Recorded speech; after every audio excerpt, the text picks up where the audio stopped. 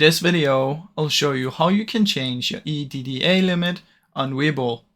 Now you should use the Webull app for this, so download it on your phone and then follow these steps right here.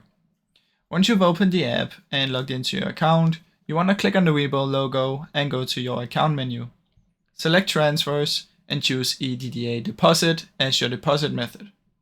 Now you need to link your bank account if you haven't done this, so just do it real quick. After that, you'll be able to modify your limit when you're setting it up. So just choose the limit that you want, and then confirm your new settings. Now, there are some things you need to keep in mind, that sometimes the bank's online transfer limits may also affect this, and also make sure your bank account supports the transfers. However, if you already set up your bank account, what you need to do is just unlink it.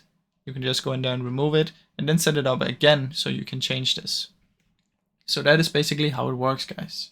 Now, I really hope you enjoyed this short video. If you did, please leave a like and subscribe, as that helps me out a ton. Thank you so much for watching.